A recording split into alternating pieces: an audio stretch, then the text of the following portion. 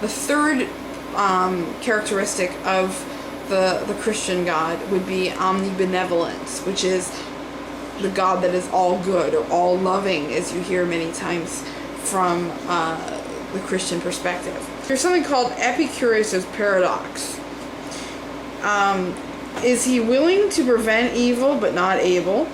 Then he is impotent. Is he able but not willing? Then he is malevolent. Is he both able and willing? Whence then is evil? So he's basically saying if this all-knowing, all-powerful, all-good God allows evil in the world, why is that? One of the things we hear from Christians quite a bit is, yes, there is evil in the world. Yes, you are a flawed person, but God has given you a way out of that by giving you something to believe in and to kind of save you from that. But he set up the universe. He set up these rules. He set up the trap for people to fall in. And then, it says it's kind of like spiritual blackmail in a way.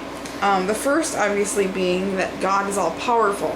And if God was a loving God and is all-powerful, then why would he allow the people that he loves to live in a world where evil exists?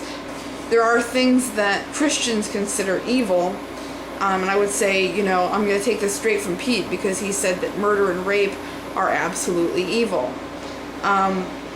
So if murder and rape are absolutely evil, why does God allow them to exist?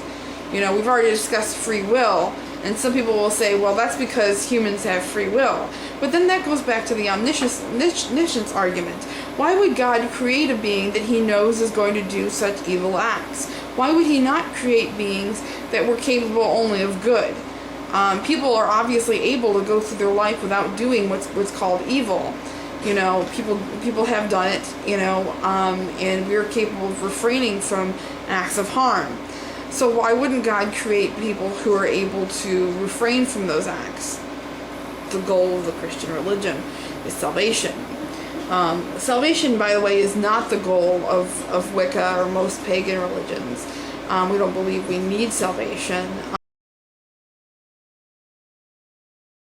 Pete had mentioned that quite a bit in his videos about how it's the easiest religion in the world because all you have to do is believe. Well, I disagree that makes the religion easy. It actually makes it one of the hardest religions in the world, because belief is not volitional. Belief is something that is based on experience and previous belief, because it's very much based on what people experience and how they interpret those experiences. Every religion, interprets their own religious experiences differently. They interpret it based on their own religious beliefs, those things that they already believe. For a deity to say, you have to believe in me to achieve salvation is actually one of the hardest things for a person to do. You basically have to go through kind of like a brainwashing process to get there. You have to have some sort of experience that would show you that would be true. And for many people that never happens, myself included. Many people will know that I'm a former Christian. I tried to be Christian. I prayed to Jesus, asked for signs, asked him to come into my heart, and nothing ever happened. I actually never really felt truly spiritual until I came to Wicca and I experienced things within this religion. And some people will interpret that and my religious experiences in different ways based on their own religious experiences, but that doesn't change the fact that the way I interpret those religious experiences is based on what I believe to be most accurate and logical. So, I'm sure that, there'll be people from other philosophies and worldviews who will say, okay, well, whatever you experienced was probably a delusion, or it was the devil, or whatever you may have. That's all part of your own philosophy and beliefs and worldviews and not part of mine.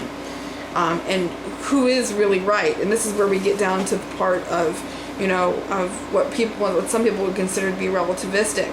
It's not relativistic to say I don't know who's right, and therefore I'm going to respect both people's opinions. It's relativistic to say that both people are right, and that there's no real right answer for anything. There is a right answer, we just don't know it. So let's see, I'm looking through my notes right here. I talked about God in the box. Okay, so then we get back to the morality and ethics thing. Now you had said before that there are some absolutely evil things that go against absolute morality, that there are things that would never be considered to be moral. So it really depends on how you define morality. Now the utilitarian approach to morality would be more like Hume's approach, where he would say that whatever happens for the greater good would be what's most moral.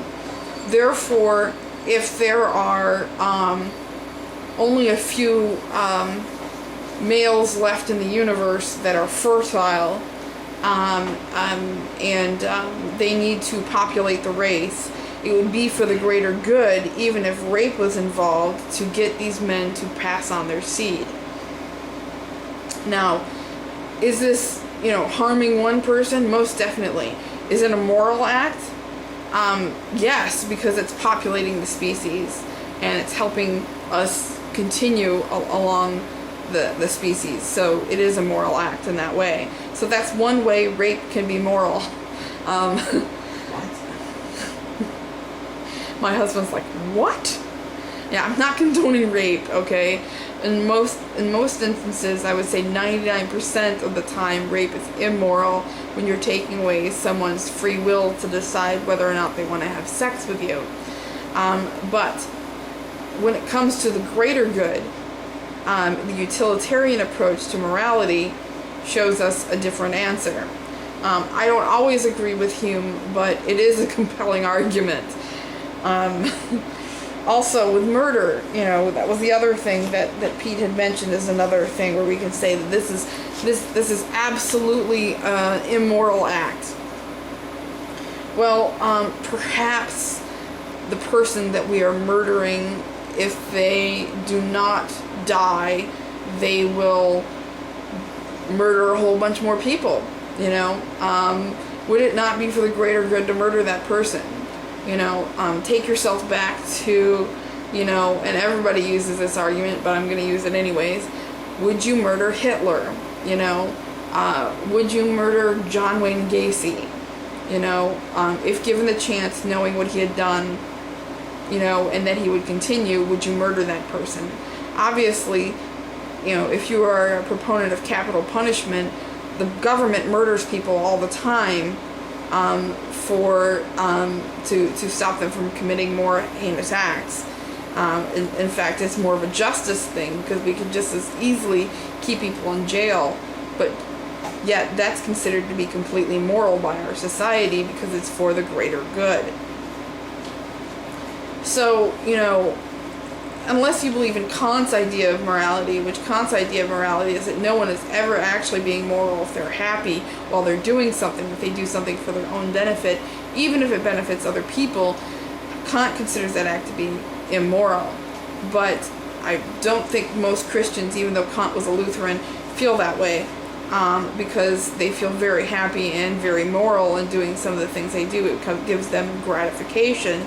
And if you're doing something to achieve salvation, then it's an immoral act if it makes you happy to achieve salvation. So, yeah. Anyway, that's gone through a lot of what I had to say. I'm just trying to see if I've got anything more here. Well, I do have some more notes, but this is getting long, so I'm going to make these. It's probably going to split into 2 videos, and then I'm going to go on to another video where you talk about